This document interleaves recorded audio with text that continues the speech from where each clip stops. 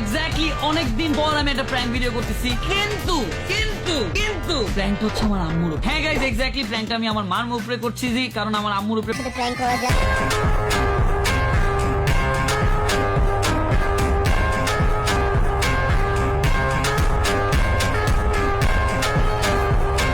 শুধু মায়ের রিয়াকশন না, পুরো বাংলাদেশের রিয়াকশন এখন দেখা গেছে। কি অবস্থা সবার? তো আজকে আমরা দেখবো তৌহিদ আফ্রিদিকে নিয়ে কিছু মিমিস, ফানি ভিডিওস যেগুলো আজকাল সোশ্যাল মিডিয়াতে ঘোরাফেরা করতেছে। তো শুরু করা যাক। কোরআনের কসম কেটে বলে আমি হয়তো উমরা ওয়াজ করছি। না না, আপনার পাশার কেউ না তো এত ওই আমি শুধু ভয় পেয়েছিলাম ওয়াইফটা 6 মাসে ব্রেক। না না না না উনি রিলেটেড না না, এটা আমাদেরই ভাষা, আমার চাচা, আমার আপন দাদার ভাষা। হ্যাঁ না, দাদা পুরোটা। ওইটাই দাদার ভাষায় আসছে কবর জিয়ারত করতে। হ্যাঁ হ্যাঁ ঠিক আছে, যে আব্বা এই অবস্থা যে কবর জিয়ারত করি। না এখন কসম কেটে লাভ নাই, সবাই জানে তুমি কি কি করছো, কি কনফিডেন্স। তো দেখি ডিমান্ডের পরে কি অবস্থা।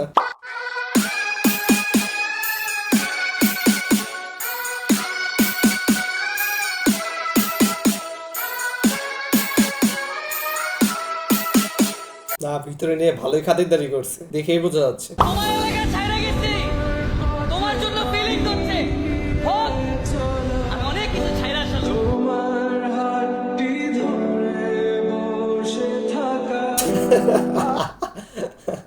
তোমার এলাকা ছাইড়া গেছি, তোমার জন্য ফিলিং হচ্ছে, হোক। আমি সবার পিছনে আঙ্গুল দিয়ে সুখী থাকা লোক। তৌহিদ আফ্রিদি যখন ব্যাক করবে, আমি আজকে বলে দিই, তৌহিদ আফ্রিদি যখন ব্যাক করবে ইউটিউব কমিউনিটি কিন্তু ওই দিন আগুন জ্বলবে, আগুন আগুন। আগুন জ্বলবে, আগুন।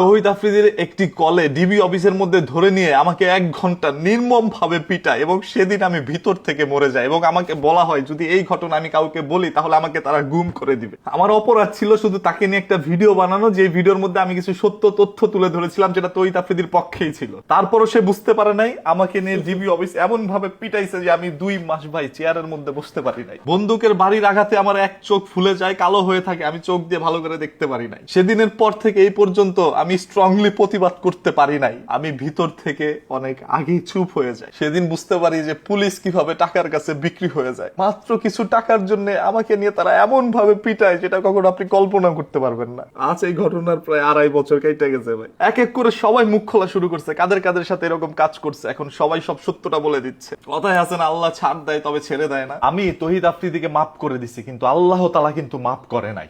সাইমকে ট্রোল করে এসপি ক্রিয়েশন একটা ভিডিও ছাড়ছে। আমি আজকে আসতে চাইনি, আমি আজকে শুধুমাত্র না পেরে আপনাদের সামনে আসছি। কিছু কথা না বললেই নয়। আজকে যেহেতু সবাই বাকস্বাধীনতা পেয়েছে তাই আমিও পেয়েছি। গত 2-2.5 বছর ধরে আমি চুপ ছিলাম, কিন্তু আজকে আমাকে বলতে হবে। শুধুমাত্র 2টা বোতলের জন্য তারা আমাকে যেভাবে নির্যাতন করছে আমি বসতে পারি নাই। আমি সেদিনের পর থেকে বসতে পারি নাই, আজও বসতে পারি নাই। আমি এখন বসার চেষ্টা করতেছি শুধুমাত্র আপনাদের জন্য। আপনাদের কাছে আমার কিছু কথা আছে, সেজন্য আমি বসে বলতেছি, নাহলে আমি বসতে পারি না। কি অপরাধ ছিল শুধু 2টা বোতলের? তার একটা কলে আমাকে নিয়ে গেছে, আমাকে নিয়ে গিয়ে আমার সাথে যা করেছে আমি তা বলতে পারি নাই। আমি সেই সাহসটুকু পাই নাই। আমার অপরাধটা কি? আমার অপরাধ এইটাই যে 2টা বোতল আমার বাসায় ছিল, এইটাই। এই 2টা বোতল আমার কালেকশনে ছিল। কেন আমার কালেকশনে ছিল? কারণ এই 2টা বোতল আপনারা খেয়াল করেন, এটা স্পেশাল এডিশন। এটা হামজা ভাইয়ের, আমার ফেভারিট ফুটবলার, সে তার এডিশন। এই কারণেই তো এই বোতলটা আমি রেখেছি, এজ এ কালেকশন হিসেবে আমি রেখেছি। এটাই কি আমার অপরাধ? এটাই? আপনারাই বলেন না, আপনারাই বলেন, এইটা কি কোনো অপরাধ হতে পারে? সে ভিডিও কলে ছিল, সে আমাকে দেখে, সে হাসে, কিন্তু সে কিছু বলে না। আমি কতবার রিকোয়েস্ট করেছি, কতবার, তারা কেউ আমার কথা শুনে নেই। শুধুমাত্র এই 2টা বোতল রাখা কি খুব বেশি দণ্ডনীয় অপরাধ ছিল, আইনি অপরাধ ছিল? আমার অ্যাসপিরেশন একটা মাল, পুরো একটা মাল। রাই আমার জীবনে অনেক বড় একটা কষ্ট দিবে, এটা আমি জানি, এটা আমি জানি ভাই। না ভাই, আমি খেয়াল আউট আউট আমি জানি আমার তুই অনেক কষ্ট দিবে। আচ্ছা ভাই, আমি একটা জিনিস বুঝলাম, আমি আপনারা কি করলাম, কি ক্ষতিটা করলাম? দিবি, আমি জানি। আচ্ছা, কোন দিক দিয়ে মানে দিই আমরা, আমার এটা করলাম, আমি এক পয়েন্টে কি করলাম? ঠিকই আমার সাথে একদিন পোল্টি মারবি, ঝগড়া হবে, দূরে চলে যাবি। জানি যেদিন আমার ফেম থাকবে না, নাম থাকবে না, ঠিক আছে? তখন তুই চুরি ওয়াও। তৌহিদ আফ্রিদিরে জেলে লয়ে গেছে, লগে ওর ছোট ভাই, জানের ভাই রাহি, যে ওরে নিয়ে স্নিচ করছে, ওরেও জেলে লয়ে গেছে।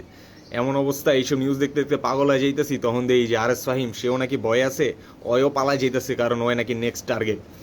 এই অবস্থায় মোহাম্মদপুরের কমিশনার, সাবেক কমিশনার রাজীব, সেই ভাইয়া পোস্ট করছে যে আরএস ফাহিম তুমি ছিলে আমার ডান হাত, আফ্রিদিকে আর রাহিকে তোমাকে বের করে আনতে হবে, হাল ধরতে হবে, বুকিচুকি বহুত কিছু।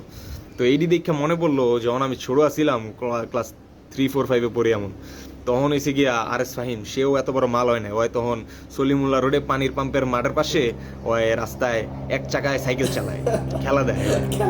তো 2015 সালের দিকে মনে হয় একটা অনুষ্ঠান হয়েছিল সেন্ট জোসেফে, কিশোর আলোর অনুষ্ঠান। তো ওইটাতে আরএস ফাহিম ওর গ্রুপ MS ভিজিট লয়ে আগে ছিল সাইকেলের খেলা দেখাইতে।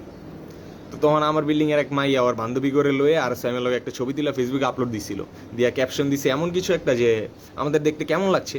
তা আমি তখন অনেক বাল পাকনা ছিলাম, আমি তখন আবার পাকনামি করে কমেন্ট করছি, মাঝখানে হিজড়াটা কেডা, এটা আমার দোষ, আমি এটা মেনে নিলাম, ঠিক আছে। তো এই কাহিনীর 2 দিন পরে আমি ডিআরএমসিতে পড়তাম। তো স্কুল শেষে ফুটবল খেললা ওই কুদরতের সামনে যে ছাতাটা আছে 3 রাস্তার মোড়ে, ওই ছাতায় বয়ে বয়ে বুট খুলতাছি। তো লগে আমার আরো 3-4টা বন্ধু আসছিল, আমরা খুব চোদনা আসছিলাম, পিটাপিটি করতাম স্কুলে, যারে পারতাম মেরে দিতাম তখন। তো ওই হালায় আইসে এক পোলা, ওই ডে শিফটে পড়তো, ওই আমার ব্যাচেরই, বাট আমি ওর চিনি না, ডে শিফটে পড়তো। ওই আইসা আমার কয় যে ভাইয়া তোমার বাসাটা কোথায়? আমি বলছি ভাই তোমার কেন বাসার অ্যাড্রেস দিমু? বলে যে ভাইয়া তোমার বাবা মা আর আবার বাবা মা পরিচিত, তো আমার বাবা আম্মাও তোমার সাথে, তোমার আব্বু আম্মুর সাথে বাসায় যে দেখা করতে যাচ্ছে, বলছি অনেক রিকোয়েস্ট করতেছে। তো এত শুদ্ধ ভাষায় কইতেছে, আমি এই নসু পোলা আর কি করবো? তো পরে আমি ওরা বলছে ঠিক আছে ভাইয়া লও, এই আমার অ্যাড্রেসটা নিল। নেওয়ার পরে ছাতা থেকে হাইটটা গিয়া কুদরতের সামনে ওই যে পানির কল আছে ওখানে গিয়া খারাইছে, দূরে গিয়া খারাইছে। ওখান থেকে ছিলে আমার কইতেছে ভাইয়া তুমি কি করছো, বাসায় যে নিজের নোটিফিকেশনটা চেক করে বুঝছো? তখন তো মেজাজ গরম হয়ে গেছে, ওর বলাতে কি কস। তখন আমরা উইটটা দৌড় হালার পিডামু, হালা তখন দৌড়ে গেছে গা।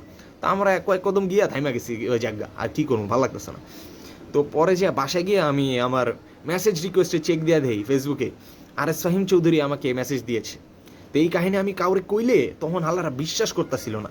আমি পরে আমার একটা ট্যাব আসছিল, আমি ট্যাবটা লয়ে সবাই দেখাইতেছিলাম যে ভাই দেখ এটা কি অবস্থা, এই বুড়া পোলা আমার মেসেজ, আমার তো মারবো। ওই আমরা মেসেজ দিছে তুই কই থাকোস, তোরে আমি ডিআরএমসি থেকে উঠাই নিয়ে আসবো, just wait and watch, wait বানান W8, ওয়াচ বানান WTCH, just wait and watch. তোর ডিআরএমসি থেকে উঠালাম। আমি তো তখন একটু ডরাই গেছি যে বুড়া পোলা হয় আমার কি করবো। পরে আমি যে আমার বিল্ডিং এর এক ভাইরে কইলাম, ওই ভাইও তখন পরে 9 না 10 ছোট পোলা, হেরে যে আমি কই ভাইয়া আমার একটু বাঁচান ভাই, আমি কি করবো, আর সাইন তো আমার উঠালে যাবো। ওই ভাই আবার আমার লগে ফাপড় যে কোনো প্যারা নাই, ওরা আইতে দে। এত কাহিনী হুদাই কইলাম যে যেই পোলা আমার থেকে অ্যাড্রেসটা নিছিলি ভাই, ওর নামটা আমি কইলাম না ভিডিওতে, বাট তুই এই ভিডিওটা দেখবি, আমি জানি আমার অ্যাড্রেসটা এখনো সেম আছে ভাইয়া, তুই কোন বাপের লয়ে আবি আয় ভাই, তোর একটু চুম্মা দিমু। অনেক বড় কাহিনী ছিল। নাইস সুন্দর। তো সবাই তৌহিদ আফ্রিদিকে ট্রোল করতেছে, তা আমিও করলাম, ও ডিজার্ভ করে এটা। সো ইটস ইনাফ, আজকে এতটুকুই। সবাই লাইক কমেন্ট শেয়ার করে দিও এন্ড সাবস্ক্রাইব।